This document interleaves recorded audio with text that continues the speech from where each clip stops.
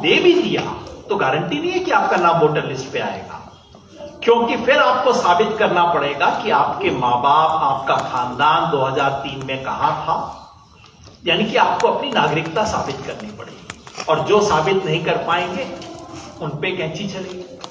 और जैसा सुबह हमने देखा, 6.5 करोड़ लोग पहली कैंची की चपेट में आ चुके हैं। 6.5 करोड़, इसमें बिहार के 45 लाख जोड़ दीजिए तो 7 करोड़ का हिसाब तो ऑलरेडी हो चुका है। और इसके अलावा जो दूसरी कैंची जो बिहार में नहीं चली, बिहार में 65 लाख पहले काट दिए, इलेक्शन कमीशन डर गया खुद अपने काम से, और सुप्रीम कोर्ट में था तो इलेक्शन कमीशन ने फोन कर करके कहा, क्योंकि इलेक्शन कमीशन का सारा काम आजकल फोन पे चलता है, लिख के कुछ नहीं करते, टोटल ओरल ऑर्डर से चल रहा है पूरा मामला।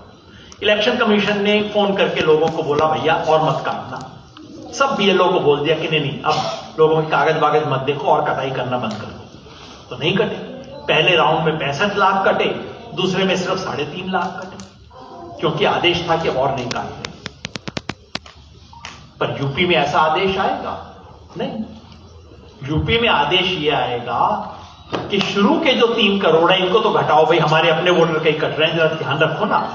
तो 3 करोड़ जो 2 करोड़ 90 लाख है, आप देखना है घट के कोई 1.5 करोड़ के करीब आ जाएंगे, क्योंकि मुख्यमंत्री खुद बोल चुके हैं कि भाई हमारे वोट कट रहे हैं, ऐसा क्या कर रहे हो, हमारा ही राज, हमारे ही वोट काट रहे हो।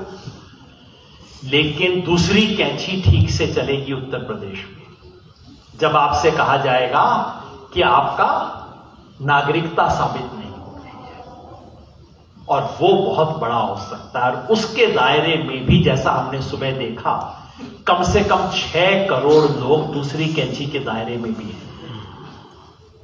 तो कुल मिला के 11.5-12 करोड़ लोगों के सर पे तलवार इस वक्त लटकी हुई है, और अभी तो 40% देश बाकी है। 45 लाख आधा करोड़ कट चुका है, 12 करोड़ पे तलवार लटकी हुई है, और आधा देश अभी बाकी है। ये हो क्या रहा है इस वक्त? तो मेरे साथियों, आज का जो प्रस्ताव है ये इन बातों को एक बहुत ही संक्षिप्त रूप में रखता है। प्रस्ताव ये है कि हम सब इस देश के जन आंदोलनों के जो लोग हैं वो मिलकर एसआईआर को खारिज करते हैं। हम मांग करते हैं, आखिर में मांगे लिखी हैं, हम मांग करते हैं कि कोई भी व्यक्ति का वोट, पहली बात तो कि हम मांग करते हैं कि जिन जिन लोगों का नाम वोटर लिस्ट से इस आधार पे काटा गया है कि उनका एन्यूमरेशन फॉर्म नहीं आया, सब नाम वापस वोटर लिस्ट में जुड़ने चाहिए। किसी प्रोसेस के बगैर किसी का नाम डिलीट नहीं हो सकता, क्योंकि नियम था, इस देश का नियम है कि वोटर लिस्ट में नाम कटने से पहले आपको नोटिस मिलेगा, आपकी सुनवाई होगी, आपको ऑर्डर मिलेगा, उसके विरुद्ध आप अपील कर सकते हैं। इसके बिना किसी एक भी व्यक्ति का नाम नहीं कटना चाहिए, पहली मांग है। दूसरी मांग है कि वोटर लिस्ट को सिटीजनशिप के सवाल से डीलिंक कर दिया जाए। यहां मैं बात स्पष्ट करना चाहता हूं, इसमें कोई संदेह नहीं है कि वोटर बनने के लिए आपको सिटीजन होना अनिवार्य है, बिल्कुल ये संविधान में लिखा हुआ है। और हम ये बात बिल्कुल नहीं कह रहे हैं कि कोई व्यक्ति नागरिक ना हो तो उसको आप वोटिंग राइट दे दीजिए, बिल्कुल मत दीजिए। लेकिन नागरिक है या नहीं, इसका फैसला करने का अधिकार चुनाव आयोग को नहीं है। यह फैसला भारत सरकार करेगी, यह फैसला अमित शाह करेगी। अमित शाह के मंत्रालय को काम करना चाहिए, अपना काम इलेक्शन कमीशन के पीछे, इलेक्शन कमीशन को सामने करके अपना काम मत करवाइए।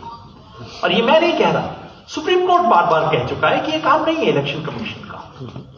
आज सुबह से हमने कितनी जगह पे सुना, किसी का घर डिमोलिश हो गया, आपका घर इलीगल जगह पे था, आप ये गड़बड़ी कर रहे थे, आप वो गड़बड़ी कर रहे थे। बिल्कुल सब गड़बड़ियों की सारी सजा दीजिए, लेकिन इस देश में वोट देने का अधिकार इससे बिल्कुल नहीं जुड़ा हुआ। आप सड़क पे सोते हैं, आपको वोट देने का अधिकार है। आपको अपने मां बाप का नाम नहीं पता, आपको वोट देने का अधिकार है। आप इल्लीगल तरीके से सरकारी जमीन पर कब्जा करके बैठे हैं, आपको वोट देने का अधिकार है। जरूर आपको बाकी सजा मिलेगी सरकारी जमीन पर करने का, आपने जो कुछ गड़बड़ियां की हैं, आपने टैक्स का फ्रॉड किया है। इस देश में इन दो चीजों को कभी नहीं जोड़ा गया था। वोट देने का अधिकार तो सबको है भाई, बाकी जो गड़बड़ी कर रहे हो उसका कानून तुम्हारा अलग से हिसाब करेगा। पहली बार दोनों को जोड़ा जा रहा है कि आपका मकान डिमोलिश हुआ था, आपको वोट देने का अधिकार नहीं। कहां लिखा है भाई? इनफैक्ट पिछले 75 साल से इस देश में बार बार चुनाव आयोग ने कहा है, जिसके पास मकान नहीं है, जिसके पास कोई कागजात नहीं है, वोट देने का अधिकार उसको देना पड़ेगा। तो दूसरी हमारी मांग है, सिटीजनशिप का सब फैसला चुनाव आयोग नहीं करेगा, यह काम केंद्र की सरकार का है।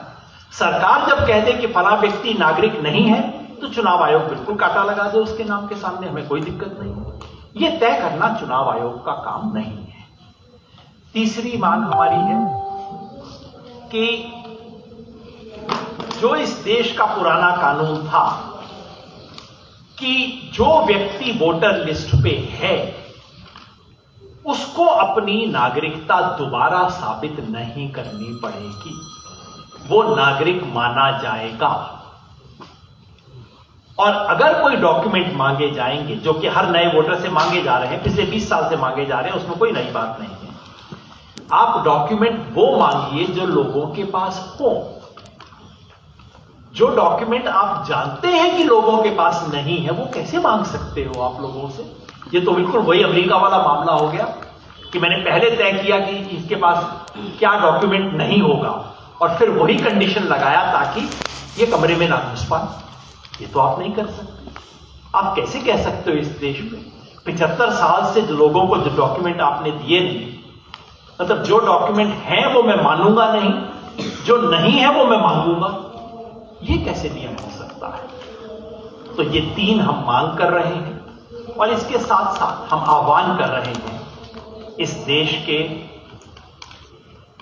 तमाम संस्थाओं से, तमाम संवैधानिक संस्थाओं से, जिसमें चुनाव आयोग भी शामिल है, जिसमें सुप्रीम कोर्ट भी शामिल है, उनसे आह्वान कर रहे हैं कि वो अपने संवैधानिक दायित्व का निर्वाह करें न्यूट्रल तरीके से, ईमानदारी से।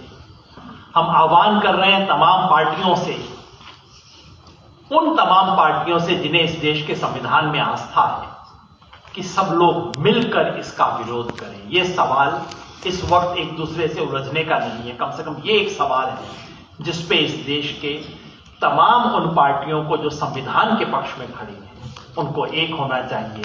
हम आह्वान कर रहे हैं इस देश के तमाम जन आंदोलनों से, जन संगठनों से, कि हम सब लोग मिलकर इस संघर्ष को लड़ें, क्योंकि SIR का विरोध करना इस देश के आजादी के आंदोलन का जो एक हमें हासिल हुआ था, और कुछ मिला या न मिला, वोट देने का अधिकार हर व्यक्ति को मिला था, आज वो छीना जा रहा है।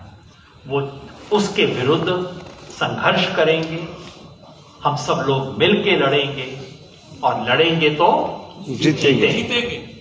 तो मिलके हम कहें लड़ेंगे, जीतेंगे। तो मैं अपनी बात उसके बाद समाप्त करूंगा और फिर अजीत भाई टेक ओवर करेंगे। और ये सत्र है जिसमें हमारे तमाम साथी जो आए हैं वो भी अपनी बात रखेंगे। सुबह तो सिर्फ टेस्टमनी थी, अब कई साथी हमारे बीच में जिनकी बात भी हम सुनना चाहेंगे, तो उन्हें बुलाएंगे। पर मिलकर एक बार हम नारा लगाएंगे, लड़ेंगे जीतेंगे, लड़ेंगे जीतेंगे, लड़ेंगे जीतेंगे।